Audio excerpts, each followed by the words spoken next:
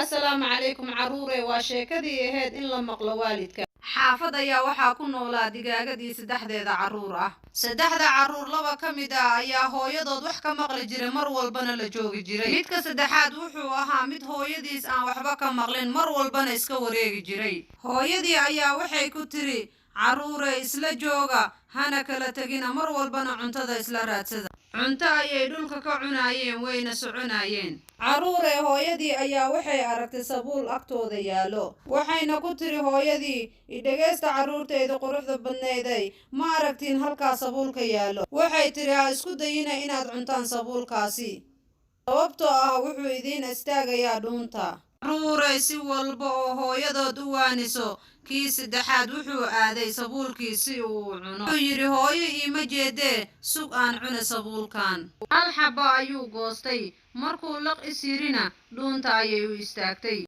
Waxay tiri hooyadii alla maxaad u cuntay soo kuma dhihin ha cunin.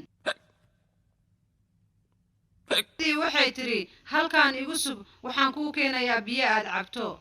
Hooyadii waxay tagtay lag ee biyo ku jiraan waxayna ku tiri lagay isii biyo aan cunugayga siisto waayo dhuunta ayaa wax u taagan yihiine. Lagtii ayaa waxay tiri waan ka xumahay ee koob keenso aan biyo kugu shubo. Lagtii ayaa haddana waxay tiri orodoo u tag islaantaas waayeelka ee ka codso inay koob kuu samayso. Digaagadii waxay tiri waayahay oo waxay aaday dhanka islaantii waayeelka ahayd. Waxay u tagtay maamadii waayeelka ahayd oo geed hoostiisa fadhido. Digaagadii ayaa waxay uga sheekaysay islaantii waayeelkeed wixii dhacay oo dhan waxayna ku tiri fadlan ii samee koob aan biyo ku shubto. Islaantii waayeelka ahayd ayaa waxay tiri waxaad la timaadaa caleen moos intaada bixin ka horna waxaad ii raadisaa cirbadeyda halkaan iga luntay. Digaagadii cirbadii ayay raadisay kadibna way heshay waxayna aaday inay keento caleentii mooska. Waxay u tagtay mooskii waxayna ku tiri saaxiib miigu caawin kartaa caleen moos aan u geeyo islaantaas waayeelka si ay koob iigu samayso kadibna aan biyo ugu darsado si aan ugu badbaadiyo cunugayga yarka. Kii ku dhacday oo dhan ayay uga sheekaysay mooskii.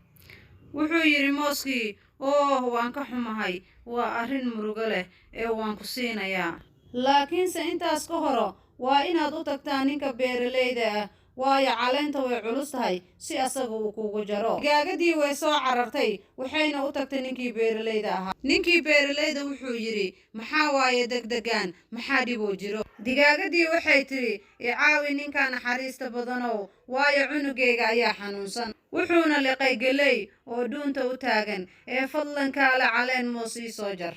Wuxuu yidhi waayahay laakiinse intaas ka hor waad inaad i siisaa ukumahaaga hal isbuuc. Digaagadii waxay tiri waa arrin fudud waayahay waan ku siinayaa ee soo baxay raac dhaqso.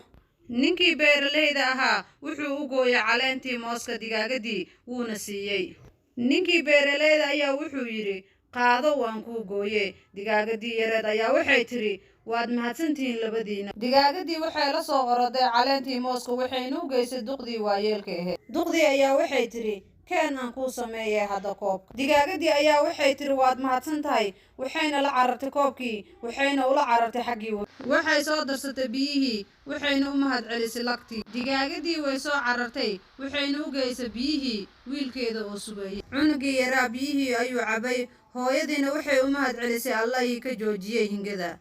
Hooyadii ayaa waxay tiri soo kuuma sheegin inaadan cunin galeydaas. Cunugii yaraa wuxuu yidhi hooyo waan ka xumahay mar damba kuguma caasinayo hadalkaaga ma diidayo waayo waxay ii noqotay cashir.